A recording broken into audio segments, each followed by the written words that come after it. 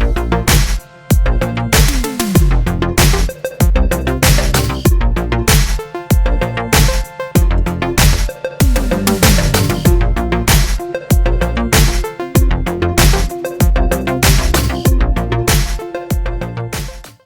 Steph from TheFitandFearless, and today I'm in Hollywood, California. I'm interviewing Jake Ducey, the author of Into the Wind and the new book, The Purpose Principles. From confused college dropout to the youngest ever published motivational author with Penguin Random House, Jake Ducey is leading a generation of millennial thinkers who are ditching the traditional playbook on life for a fresh perspective. At 23, Jake's published 2 books, given a TED Talk, hit the Amazon bestseller list, and became mentored by the creator of the Chicken Soup for the Soul series, Jack Canfield. Jake's message is clear, and it's the subject of his new book, The Purpose Principles. If you're not going after your life's purpose, you're wasting your time. I'm so excited to have you here. I think everybody is going to be so motivated to hear your story and hear some of the things that you do to overcome fear, and you just have been an inspiration to myself and so many people, so thanks for being here. Yeah, thank you. The thing that we always hear about is people's success, but a lot of times we don't talk about what goes on behind the scenes, those failures that happen or the fears that come up before you get to the success point. So for anyone watching that might have a dream that they're going after or something that they're really excited about but never take the step forward, I think it's nice to know that the people that we look up to are also people who had fear. So what are some of the fears that came up for you before you wrote your first book, before you wrote your second book?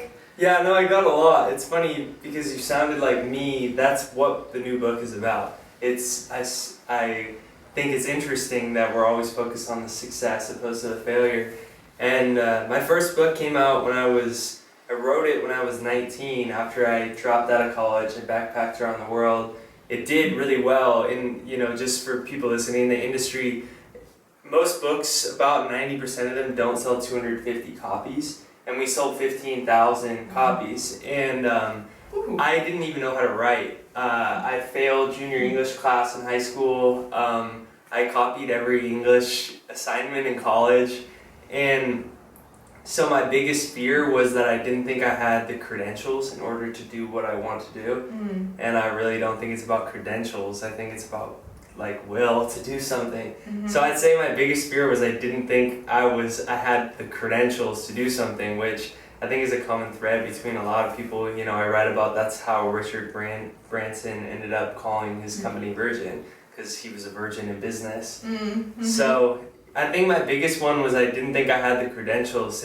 I think for me at least, and a lot of the people that I interviewed in my book, fear is an ongoing thing, I think. And for me, it's not necessarily that I rid myself of it, but that I conquer it through taking action anyways. I have fear about my age a lot. If I go to about a month and a half ago, I spoke to a room full of Best Buy, the vice president of Best Buy, and the president of online commerce for Calvin Klein, and all these. And I'm 23, and I have my hair. I'm hey, so I fear a lot about a lot of things. And for me, it's more about recognizing that it's the beauty is just taking the step in spite of it. What got you to that place where you started viewing fear as a positive thing instead of a negative thing?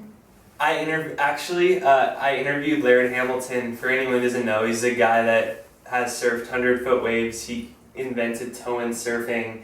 He's one of the legends of the largest waves ever surfed. He was an athlete of the decade over Kobe Bryant and Michael Jordan for ESPN Athlete 5-6 years ago. And I interviewed him and I asked him, I thought he was going to give me this beautiful philosophy on how you can relinquish fear. And he's honestly, dude, I'm so scared in the water that if I see a big wave and I don't immediately start paddling, I lock up and I have to duck off the board and get towed in. And I was like, what? Because this guy is he's the man among men and everyone, and so it was shocking to find that out. And I always knew within me, like I got my literary agent because I got denied by every single publishing company and literary agent there was for my first book. And I showed up at his front door, just knocked on his door, and I was so scared. So like I knew that, but to hear it from someone like himself was when I really realized, like, if I'm scared, then instead of trying to figure out how to get rid of it, I should just figure out how to take action in spite of it. Yeah. That's the way I look at it. Yeah, that's beautiful. And another thing that you brought up was that you're young and you've accomplished so much in such a young age. And a lot of people will watch and they'll think, well, you know, I've already woven this web of my life. I have children, I have this job, I have to take care of these people, I have to do this and that. And I hear that a lot. I'm a health coach, so I hear that a lot from other people. I can't take my health into my hands, or I can't get fit because of all these different excuses, essentially. You know, what do you say to somebody who brings up those fears in themselves? They're valid fears. I also understand that most people aren't in the position that probably you and I are at, in terms of we don't have a family in a house where we're paying mortgage on, etc., etc. But, you know, the way I look at it is, like, let's say, for instance, someone doesn't want to be at their job long term, but they can't just quit it. That wouldn't make any sense. It would put other people they love in jeopardy. I always ask this question: what would have to happen 1 year from now for you to look back and say it was your most successful, your most fulfilling year yet? What would have to happen 1 year from now? And, you know, I think outside of the parameters of, for instance, a 9 to 5, or the responsibilities that come with being a mother or a father or a caretaker of someone, I think that there's always if you put in 1 hour every single day, that's 365 hours. There's something I also call the rule of 5 things to do every single day to move you closer to your dream, closer to your goal, closer to the way you want to live. 5 things. It could be really little. If it was to eat healthier, I mean, it could be eating organic, walking around the block, you know, 5 minutes of breathing exercises. Like, these are really simple things. Like, I don't think that in order to create more out of our life, it's this monolithic thing. I think it's actually a lot of really, really small things.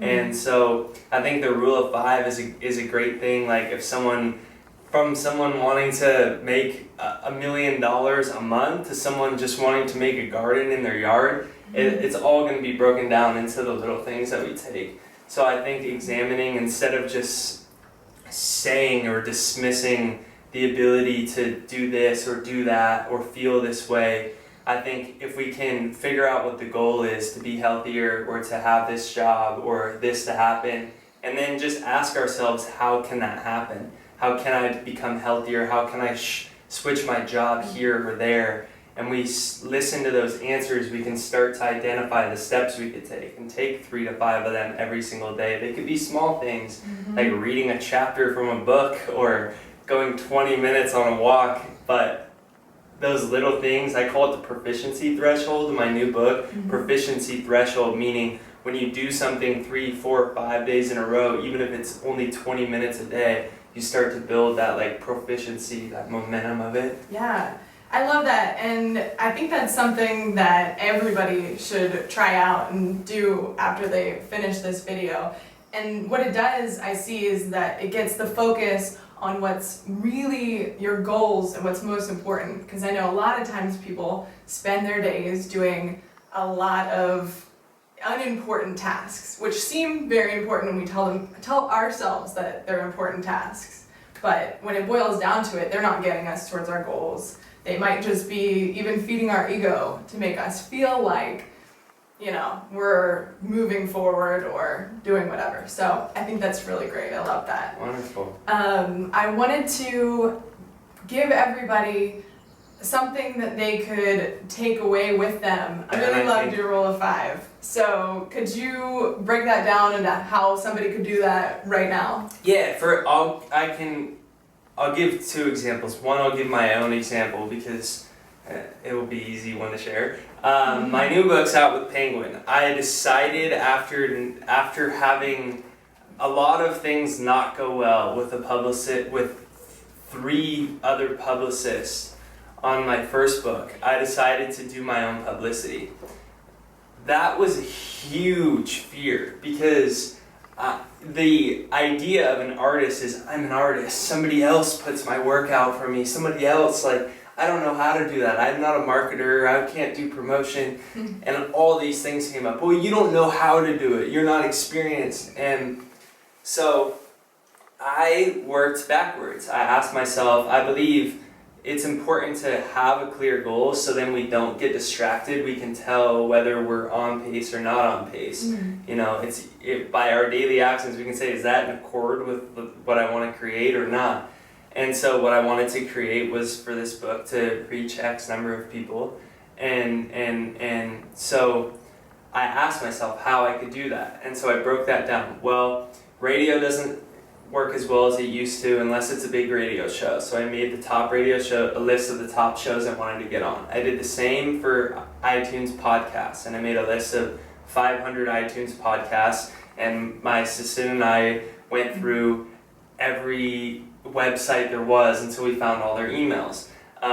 We did the same thing for blogs. Another strategy, if you're an artist of any sorts, is to write articles and find certain placements online. This is my goal. This is my list of the places to get featured on, which has happened on most of them. That's going to come out in January. So I knew what I wanted to do, and it was 5 things every day. Like, write 1 article every day, send 20 emails for guest pitches, where I would pitch people as if I'm my own publicist. So breaking it down, the rule of 5 things every single day. For me, it was, I knew what my end goal was to create publicity for my book. So it was breaking those things down, writing the articles. I write everything out. These are my 20 articles I wrote in the last 4 weeks. So I just break everything down. And I think when you can break everything down, you can know what 5 steps can I take immediately. For someone else, that may be, well, they want to start an online business. Well, it may be that they first need to create, one day it might be creating a business plan, the next they need to design a layout for the website, they need to actually create a website, they need to figure out what their product is, so they should probably do some research on a product they could do. If they want to write a book, it's going to be something totally different. Just 3 to 5 things every single day to move closer to the goal. I literally write it out. I think that we tell ourselves that we know what to do, so we keep it in our heads. But when you write something out, it takes a whole nother step. So it's the rule of 5. Just simple 5 things every single day to move you closer to your goal. It could be sending an email, reading a book, anything. Yeah. Okay. So Jake, you've shared so many great inspirational things with us today. I have one last question for you, and it's, what are you fearful of right now? What's a fear that's on your mind? My biggest fear is my book's out in 10 days. I mean, I know it's like, I've come to understand that when the fear voice is talking, but my book's out in 10 days. My first fear, I think that any artist has, is someone gonna see my work? But I exceeded all my goals for publicity, and then I guess my new fear is, what else can I do within 9 days? I mean, the fear is for any artist is, are people gonna buy it? And it's like, you know, those are things that are outside of our control. Like, nature has its own course. Like, I think that, you know, people will ask me, like, do you create your own reality, or is it predetermined? And I think it's kind of in my opinion, it's kind of a combination of the two of them, and there's only so many steps I can take. And when I just get to the matter of it, the core of it, which is I'm doing all I can do, and at a certain point it's either you're supposed to be doing this or you're not supposed to be doing this. All you can do is set your sail, but the wind's going to blow regardless. And when I can talk to myself in that way, in a rational way, then I can understand that I may feel the fear, but that doesn't mean, 1, it needs to debilitate me, or 2, that it's going to come true, because there's just some things that aren't in our control. So I try and remember that. So you're kind of setting the intention and then letting the rest come to you. Yeah, setting the intention and working really hard. Like, I think that's a part that a lot of people miss. Like, if I know what I want, then it'll just happen. And like, I think that that's pretty far from the truth. But I think at a certain point there's only so much that person can do, you know, everything has its own course. Yeah, well, you know, I challenge you to overcome that fear in the next 9 days, even though we know that you will, because you have a really good track record so far. Thanks. But I want to just thank you for being here. I asked Jake what a really inspirational space was for him that we could record the video in, and as you've seen, we're in it right now, and we have, you know, all the things that Jake's working towards and inspired by, and so thank you for welcoming us into your space and talking to us and giving us some tips to live by. Yeah, thanks for talking about fear opposed to success. I think that's the way that we can really inspire people, and I think it's interesting that we both were thinking the same thing. I know, yeah, a lot of synchronicity there. So make sure that you pick up The Purpose Principles. You can pre-order it right now on Amazon. And any other tips to get the book? No, I would just say writing it down and making it happen is always a way to go. Yeah. And also we'll be promoting Jake all week long on our social media channels, so make sure that you are following The Fit and Fearless on Facebook and Instagram to get some more awesome insight from Jake. If you like this video, please hit like and subscribe to our channel. Also, share it with your friends because it's a lot of great information that can help a lot of different people. We want to hear from you, so leave a comment below and let us know what your fear is right now that you know that you need to break through. You can find us on TheFitandFearless.com. Sign up for our email newsletter because we put out exclusive content that you can only find there.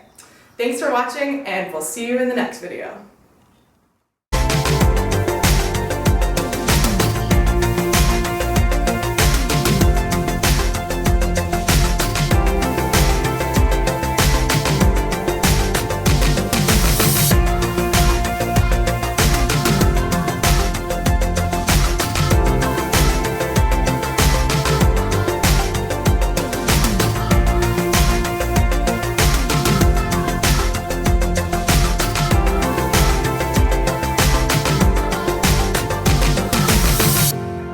Jake, at The Fit and Fearless, we're all about inspiring everyone to break through their fears, to achieve their dreams, and really have the highest quality of life and happiness possible. So who do you recommend that we interview next on our channel? Is there someone who pops into mind that you think is just super inspirational in a fearless way? I think one of my favorite people on earth is Daniel Eisenman.